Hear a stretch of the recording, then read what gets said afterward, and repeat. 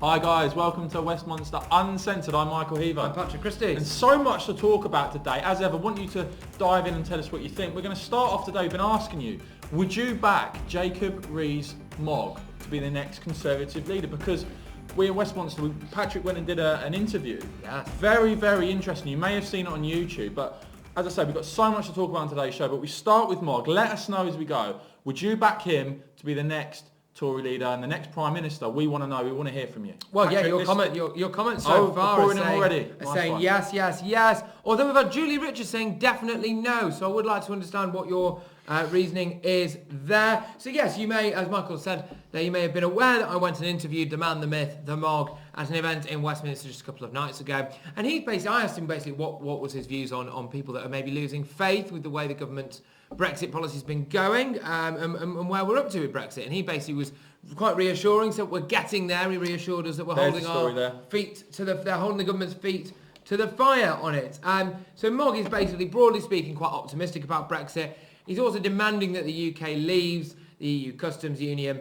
He's critical of the House of Lords, as you may expect, for trying to relentlessly stifle the will of the people. And on a post-Brexit immigration policy as well, he's basically saying that we should have a policy that doesn't just prioritise EU citizens, it's basically the same for everyone across the world. So interesting stuff there from the Mogg. Yeah, and guys, as I said, dive in, retweet, like, and do go on our YouTube channel.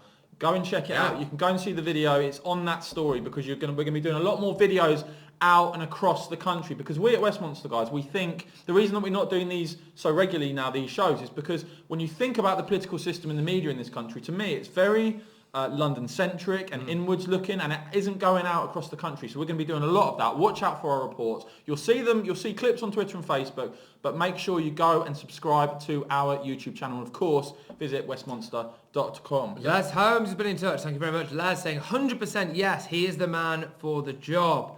And Paul Christopher, maybe a bit tongue-in-cheek here, saying yes, Mr. Snooty for Prime Minister. And Tanis, a regular on the show, hello Tanis, saying step up the Mogster. Let's have a look. We've got the clip now of that interview with Jacob Rees-Mogg. Let's play the clip. What's your call to people that are maybe waning with their Brexit support at the minute, or just worried about the direction which it's going? We're getting there.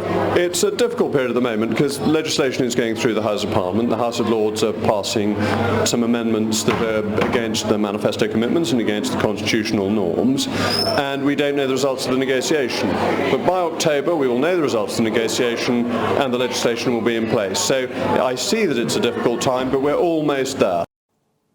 Now, what I found really interesting about this is it wasn't just that interview with Mogg. The event was with another Conservative MP who's actually been on this show before, called Daniel Kaczynski. Yes. And he had some very, very interesting comments, guys. We're going to play that clip now. I just want you to watch this. And again, dive in the comments and let us know what you think of this. Also, just before you see this clip, I am, in fact, not tiny. Daniel Kaczynski is close to 7 feet tall. And I just wanted to make that very, very clear. I was not stood in a hole. Daniel Kaczynski is just simply massive. Now, with Jacob Rees-Mogg, you obviously attended his event tonight. You introduced him. Are we looking at a Prime Minister in waiting, do you think? Well, you have to ask yourself the question, and I pay tribute to Sam Frost, who organised this event. Of course. Sam and his team. You have to think, if Sam and others had organised this get-together for many, many members of the Conservative Parliamentary Party, I wonder whether a man and a dog would turn up. This place is absolutely heaving. There's probably less than 5 Conservative parliamentarians who would draw this sort of crowd. Boris and Gove, obviously, but then again, they've had their chance, and I will never forgive what happened at the election, where the two of them fell out in such a spectacular way, which then ensured that a Remainer became the Prime Minister.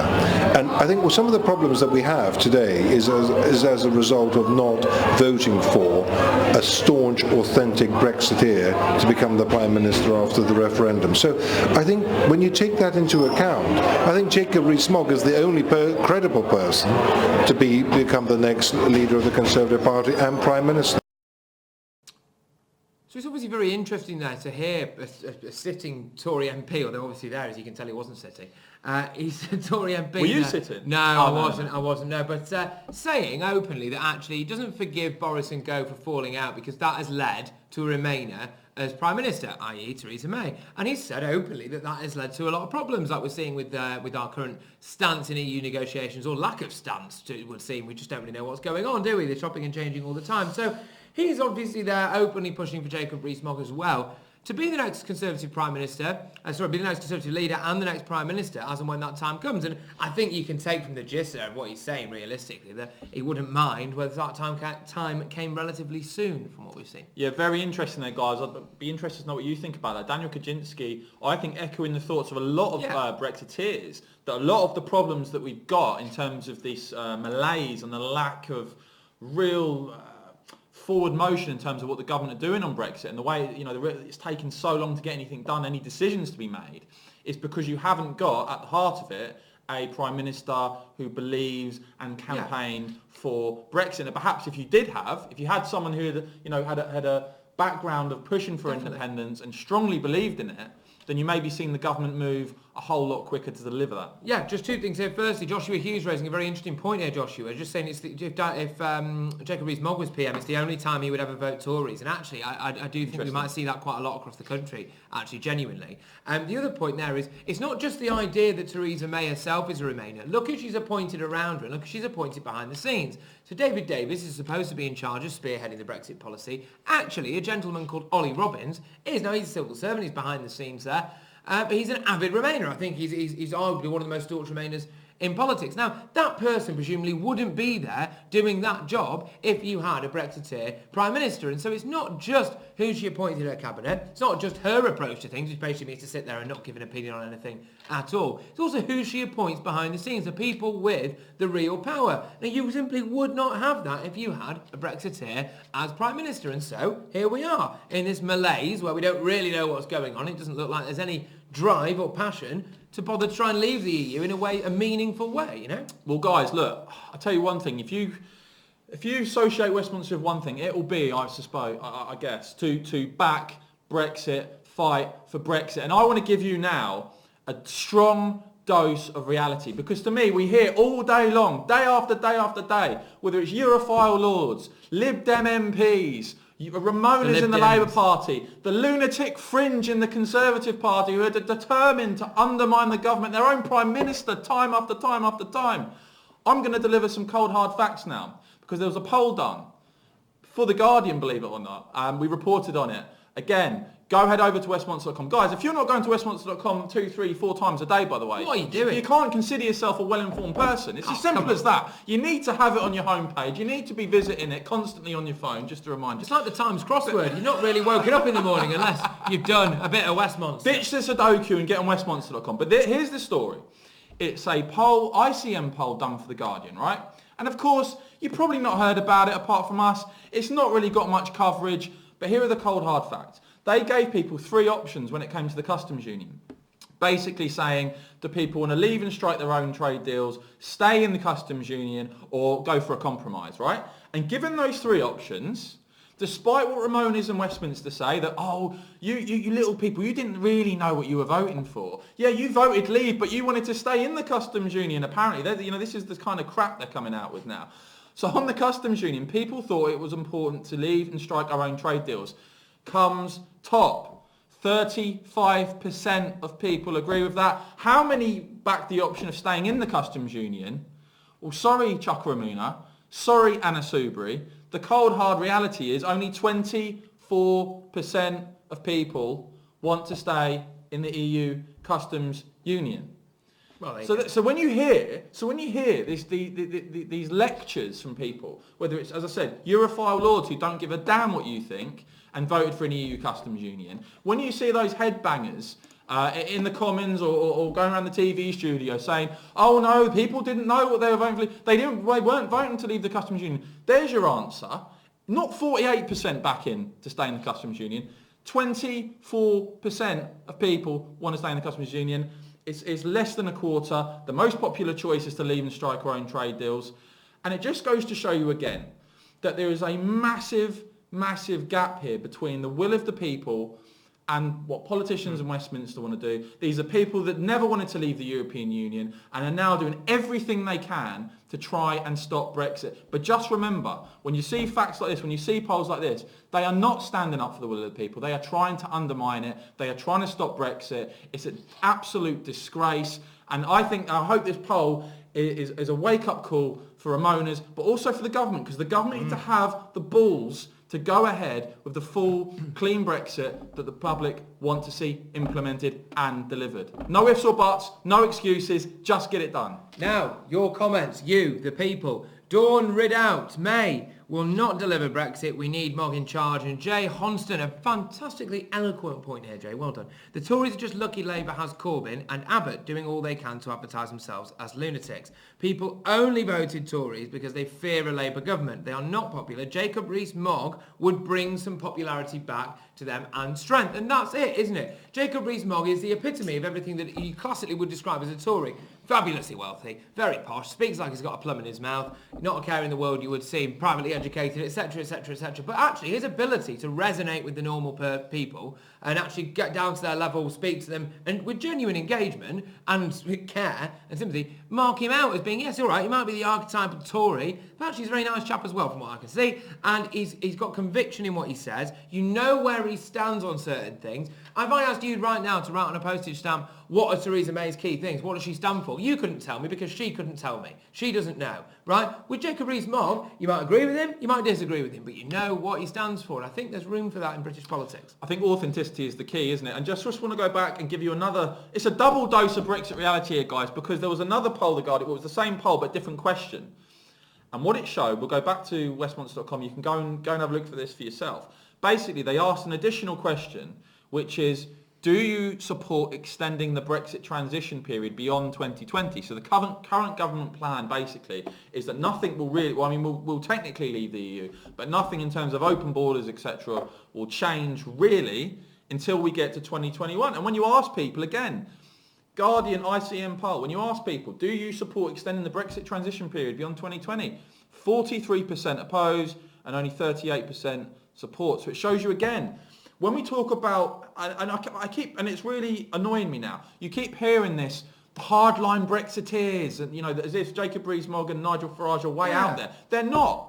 The Brexiteer view is the mainstream view in this country. People want to see the government get on and deliver. They want to see a fully independent trade policy. They want to see an end to open borders. And they don't want it to take years and years and years. They want it done. Yeah. That's what they voted for. And even if they didn't vote for it, they want to see it delivered now with conviction and without delay. Yeah. That's what we need. And I'd just like to say, I know we're not actually covering this in a story now, but I'd just like to make a point because it's been mooted that David Miliband might be come back. He's joined a motley crew of him, Nick Clegg and Nicky Morgan. To come back and basically try and... There's even rumours of a centre party. Yeah, because that's what this country needs, isn't it? More of the same. Now, it's interesting on that point because I think with David Miliband coming back to try and keep Britain tied to a customs union, etc., does Britain really need a man who left the country, fled the country after being mugged off by his brother? Nick Clegg, who's basically to students what salt is to slugs. And, of course, Nicky Morgan, who's a cabinet minister for about 10.5 seconds. I don't think those are the people that Britain needs, and I don't think really they're the people that want it. And it's classic epitome of the tone-deaf, out-of-touch politics that we're seeing in Britain that has actually led us into the situation we're in today. They're very interesting, guys. If you support what we're doing, there are loads more stories, so do stay with us. Lots more to come. But if you do support what we're doing, lots of you are supporting us already, but please go to westminster.com/support. Pro-Brexit media need your support. We are fighting for independence. We are fighting for Brexit, but we need your backing. We need your support. Please go to westminster.com/support if you can help us out. Now, the next story, very, very interesting. On just the last thing to finish on for now on Brexit. The customs union, because there were a couple of reports out today, and again, it just underlines what's going on here. David Davis, the Brexit minister, warning that the customs partnership, which could see is basically the soft option and could keep us linked into the EU and not being able to have a fully independent trade policy, David Davis has basically said it's potentially illegal. Yeah. So I don't quite know why this thing's still on the table, and that was the Times that reported that. Yeah. And then the Telegraph have also said that Brexiteers are getting frustrated, and can you blame them? Because we've heard, and the Guido Fawkes website actually have covered this as well. How many times now have you heard the government say, oh, we're going to make a customs decision next week. Yeah. Oh, the week after that. Oh, the week after that. The word here is leadership. It's not happening, is it? Take this by the scruff of its neck, make a bloody decision. The decision should be a fully independent UK trade policy. And if Ramonas want to bitch and scream and all the rest of it, discipline them, deal with them. I don't know, for instance, why the hardcore pro-EU Tory lords that are in the House of Lords that have been helping to defeat the government on votes are still in that party. Why haven't they been kicked out of the party? They're actively voting, some of them, for second referendum and open borders and keep the UK and EU customs union, all undermining the government. Why are they not kicked out? I don't know.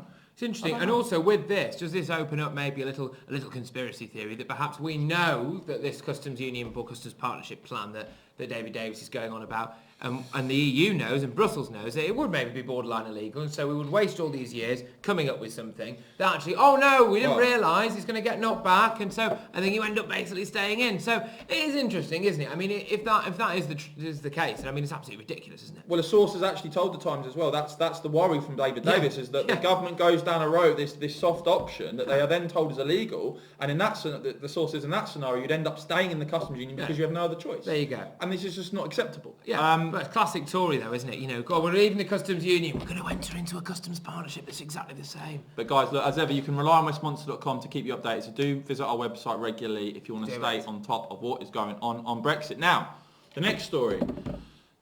I mean, this is just... I find this unbelievable. I do find this unbelievable. I come from Cambridge. It's an interesting city. It's a lot different to what some people think, actually. There's a big gap, and I think you get this in a lot of university towns. There's a big gap between sort of the students and the university and then the local community. And, you know, when you think of Cambridge University in Cambridge as a city, you obviously, a lot of people think, oh, you know, nice and affluent and stuff like that. And obviously it isn't all like that. It's almost as good as Oxford. Think about that. Wow, don't get me started on that. He's trying to press my buttons on that. But think about this, guys. This is Cambridge. Check this story out. We've got it up on westmonster.com. Did it a few days ago. Boys aged 13 and 16 stabbed in Cambridge city centre. They're both hospitalised, non-serious but non-life-threatening injuries. 13 and 16 stabbed in Cambridge city centre. And they made some arrests. 2 boys aged 15 arrested. I mean, it's crazy to me that this isn't a bigger story, these sorts of incidents that are going on now. These are kids. 13, 15, 16. Yeah. These are kids running around with knives and using them in the city centre of Cambridge. But the thing is, and absolutely you're right to make this overarching point, is that we hear a lot about things that go on in, say, Brixton or Stratford or places like that. Parts of London where people would expect to see knife crime, and although not on the level that we are seeing in the minute. The point here is, this is now dissipating across the rest of the country. And actually 10 years ago or 5 years ago, that story would have been leading the agenda on Sky News, or certainly one of the top stories on Sky News or on the BBC. Now, the reality is, that doesn't even make national news because it's happening so regularly, so routinely, that these young lads up and down the country are going on and basically stabbing each other. Now, we're walking into a very, very unfortunate situation here where that isn't newsworthy anymore, where this can happen across Britain, across the country, and people don't really care because they're so desensitised to it. And that should be a massive, massive concern to people. Yeah, incredibly worrying, guys. I think that you're seeing incidents of young kids involved in knife crime and gun crime and the rest of it. And I fear that we as a society are becoming almost desensitised to it. I mean, I'm certainly not, and he's not. We kick off about it every opportunity because it's disgraceful. But are people, let us know what you think, but I'd be interested to know what you think. Are people starting to look at these stories and think, oh, well, it's just another one? Because I fear that's what we're sliding towards now. I mean, as I said, to have a 13-year-old being stabbed in Cambridge city centre is horrific. The fact that it's not highlights is even more. And the fact that it's not a big national story shows you how we're sliding towards people accepting the fact that we're becoming a more violent society and that young lives are being ruined by escalating levels of violence. Very, very troubling indeed. Stuart Husband's invited you to Luton, Michael. That's an offer you can't refuse. Well, I'll tell you what, Stuart, we're starting to go around the country now and do little sort of mini documentaries and stuff. So drop us a message into our inbox on Facebook, please. And maybe we'll come and do that because we're going to start going the country now and seeing what's actually going on in these places. Just moving on now, very interesting. Of course, we've seen the mainstream media increasingly challenged by social media and all the rest on the internet. It's completely complete game changer. But Patrick, some very, very interesting new research. Yeah, so only 32% of the British public trust The news media, that is according to new research. Let us know, by the way, obviously, if you do trust the news media. I'm assuming the fact that you're watching this stream implies that you don't, which is why you're coming to us. But yeah, new research from the Pew Research Centre showing that only 32% of Brits trust the media. Whilst big numbers across Europe say the news media is important, there are stark differences when it comes to the number of citizens who trust the media. So yeah, it's not just in Britain actually. It is right across Europe that it looks like people are really kind of falling out of love with the traditional media. And actually, I do think it's because people are waking up now to the actual bias of a lot of the media outlets. I mean, we are unashamed enough to say, well, we have a slant on the news and we have an agenda, not an agenda so much, but we have a slant on the news. But people that actually prescribe and go, oh no, we're completely objective, we're completely neutral and balanced and down the line. Well, they're not, are they? Every single media outlet has an angle. Every single media outlet has a particular way that they portray the news, a style, including the BBC. And I mean, I saw a thing on the BBC's website today, for example, that's just basically saying that Brexit will definitely mean the return to paramilitary violence in Northern Ireland. It won't. And if it does, it's because the EU have put a hard border up. So don't blame Brexiteers, blame your friends over there in Brussels. And we're getting this on a daily basis now. And frankly, I think it's turning people off. And that, guys, is why you need to follow West Monster on Facebook, on Twitter, on YouTube. Subscribe to our YouTube channel. Hi to you guys that are watching on YouTube. Subscribe. There's going to be a lot more content going up on YouTube moving forward. But yeah, in terms of this story, the interesting thing for me is that although there's great skepticism, it varies a lot across Europe, right? So in the Netherlands, 67% of people said that they trust the news media. In Germany, it's 64%. In Sweden, it's 64%. In the UK, by comparison, 32%. So that shows you that we as a country here in the UK, our public are a lot more sceptical of the mainstream media than in a lot of other countries. And I think you're going to see more and more of this because I think it's healthy, by the way. There's so much in the world that obviously we need to challenge and that's worrying and all the rest of it, jihadi threat, etc. But I think it's an amazing thing, guys, that we are able to do this broadcast. You're able to watch it and interact. Anyone now with a smartphone can sit on their sofa in the comfort of their own living room and educate themselves if they want. They can, in terms of reading policies, in terms of watching speeches on YouTube, on reading up on, a lot of material that perhaps wouldn't have been accessible not that long ago. But it's all there for you now. And I think having a more educated population, a more sceptical population, citizens that challenge received orthodoxies is an incredibly healthy and vibrant democracy. And it's gonna scare the bejesus out of the big cozy media cartel because they up to now have had pretty much a free run. But I think it's a good thing that people watch things like Channel 4 News now and then go on social media and absolutely trash their reports. Because time after time after time, in my opinion, you're seeing biased coverage. Well, I think that's sort of pretending to be down the line. I mean, Donald Trump's the obvious one, isn't it? I mean, you go and watch one of these reports on Trump, right, and go and compare it to when they were doing reports on Obama, and it's chalk and cheese. It just is. They clearly despise, a lot of journalists clearly despise Donald Trump. They told you he was a joke. They told you he wouldn't win. And now they're telling you he's going to be a bad president and all the rest of it. And the problem is their track record on this is horrendous, isn't it? You look at their predictions. But anyway, the point is, I think having a population that can actually give their feedback and challenge the media is a good thing. Well, absolutely, and more of these kind of micro news sites that are popping up a bit like us, and some of them on the left as well. I actually don't mind them. I mean, I will often disagree, of course, with some of the ones that are quite far left and things like that. But they aren't pretending to be anything other than what they are. That's what I mean, yeah. So you tune in, you know what you're getting. They're very unashamedly, this is our slant, and this is what we're doing. Fine. What I do have an issue with is something that we pay massive amounts of tax for, that's pretending to be straight down the line and straight down the barrel, and then actually there is a huge institutional level of bias there, being portrayed as the fact, and that has an impact on the British public. That has an impact on everyone that watches it, especially young people growing up that may be 10 or 11 years old, that haven't got the ability to question what they're hearing themselves, and they're just getting pumped full of the kind of mainstream narrative, and I think that's a bit out of order personally, especially considering we're paying for it. Now guys, some interesting figures out yesterday in the economy. I mean, just cast your mind back. It was Project Fear, it was recession, it was jobs going left, right and centre. The so-called economic experts are consensus that a Leave vote would be devastating for the British economy. Well, back to reality. Figures out yesterday, and you can go and see this on westmonster.com. Wages rising faster than inflation. Unemployment rate lowest since 19 75. Hey. There you go. I mean, the thing for me, guys, is, when you look at the record of what the so-called economic experts are saying, you get some snooty journalists again say, oh, well, why aren't you trusting experts? Very simple why you don't trust a lot of these guys. Because their track records are shocking. Yeah. Right? They all called the Leave vote wrong. Now they want you to believe that Brexit's going to be a disaster. Right? Well, sorry, where have they actually been right? They make... Yeah. There's a whole load of groupthink. They all follow each other's opinions. Very few of them actually break ranks and say anything original or interesting whatsoever. And I'm just saying, if you look at what's going on with the economy now, it shows you that a scepticism of people that are put in front of you, OECD and IMF and all these clever people, Bank of England, and they all know everything, and their predictions were way out. Well, this is it, isn't it? When you get a report from someone like the CBI, for example, and they go, well, this must be true because this is an independent report. Well, ask yourselves, actually, is it independent? Well, no, it's not, because who's writing the report? What are their connections to the British government? And what is the British government's agenda? For example, what we saw with the Bank of England in the run-up to the referendum. Mark Carney and George Osborne were basically so close, they might as well have been living together.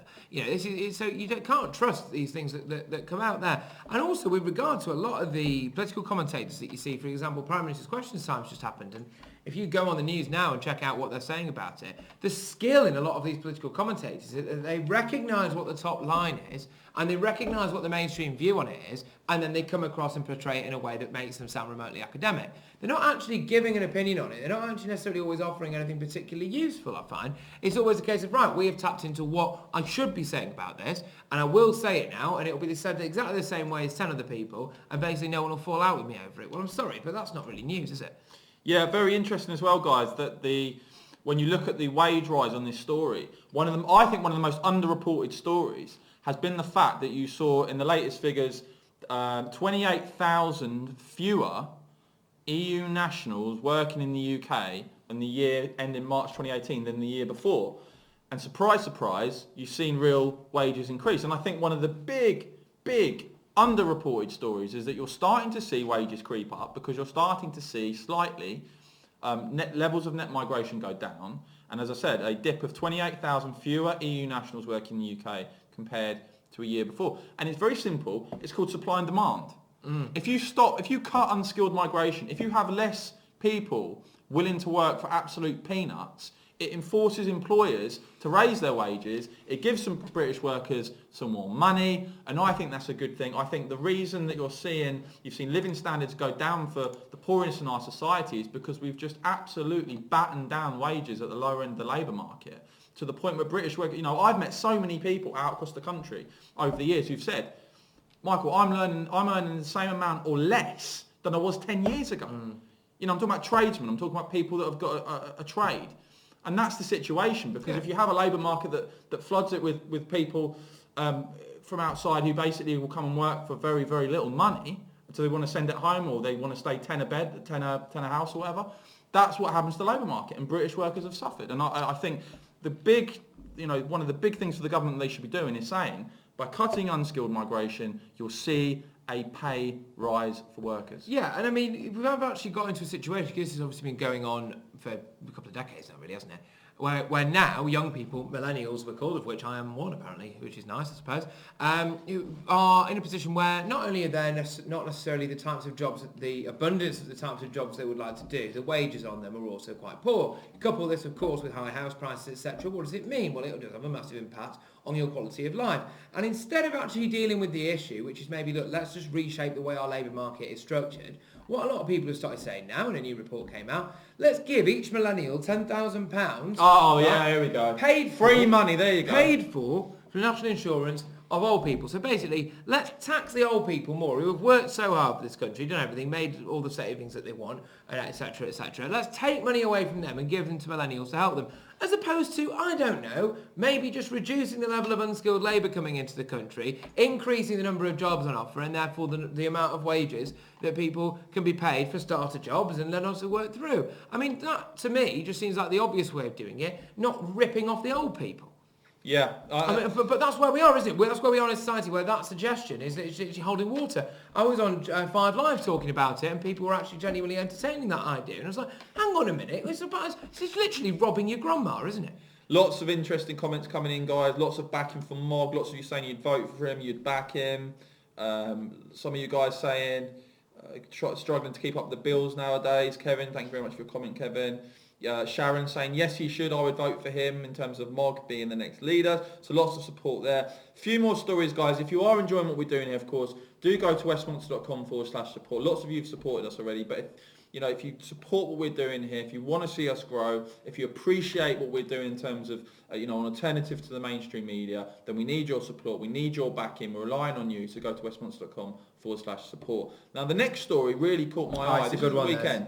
So this is the top richest man. The Times rich list, and the UK's richest man. Very, very interesting story, this one, Patrick. Now, of course, we know Labour have basically gone far left and hate anyone with a bit of money now, it seems like. They basically just think they're all scum and want to tax them as much as they can.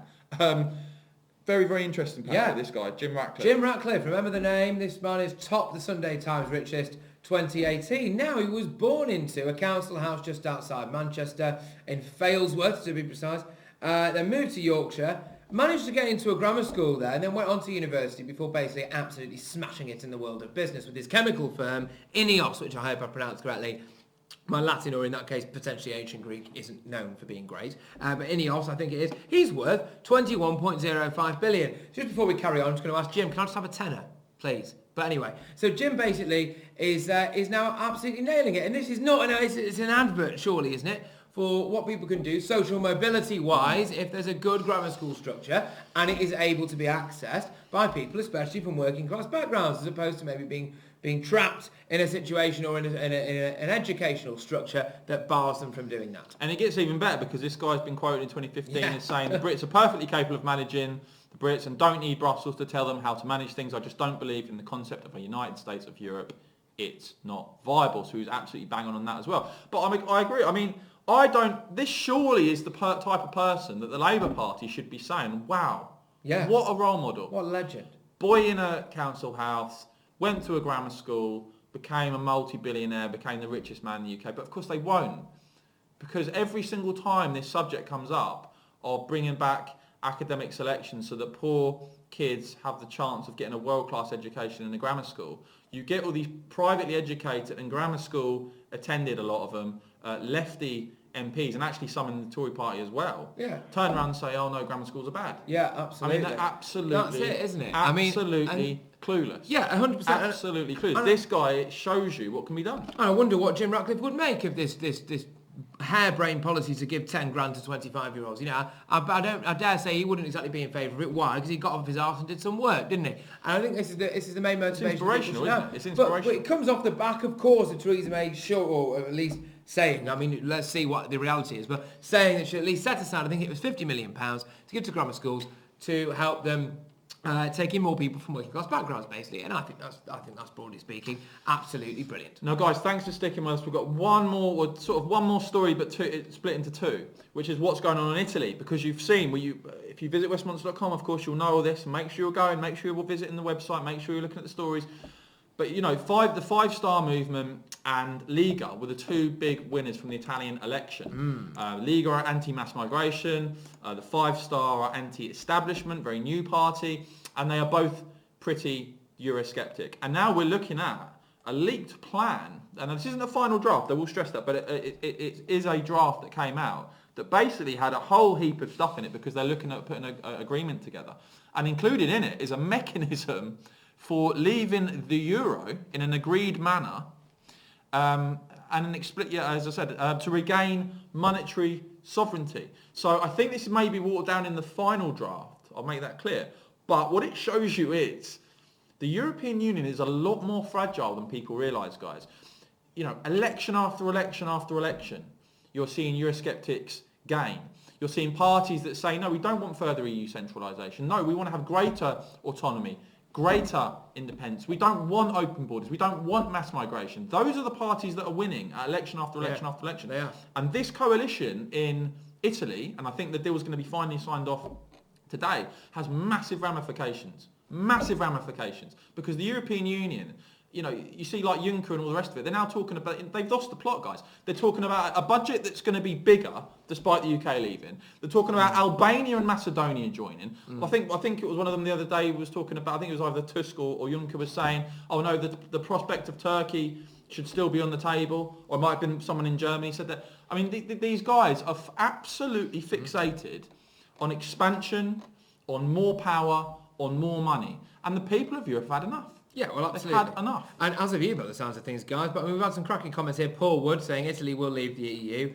And a couple of others. Ian Farrow, that was the one, saying Italy will leave the Euro, if not the EU. And actually, I think we're now seeing the very limits of this EU policy, this EU kind of bully boy tactics, actually, a bit when it comes to this. We'll go, right, if you disagree with us now, you've got your economy by the purse strings, all right, and we'll and we'll really squeeze you. Well, what happens now if Italy goes, all right then, see you in a bit, we'll leave the Euro, and we'll leave the EU. Well, actually, that is what the end game there is, isn't it, with that EU's policy, and they're assuming that actually most countries will go, oh no, because actually it really won't be in our benefit when we weigh it out on balance to leave the EU, so we'll stay in. Well, that's not the case anymore, is it? Especially with a lot of these countries. I know these countries are actually realising, well, on balance, if these are the rules the EU is setting us to live by, we would prefer to be independent. And the very last story we're going to do today, guys, is the leader of Liga, Mrs. Matteo Salvini. I mean, this guy is not messing around. He's Check this tweet out. The European Union yesterday, the EU Commissioner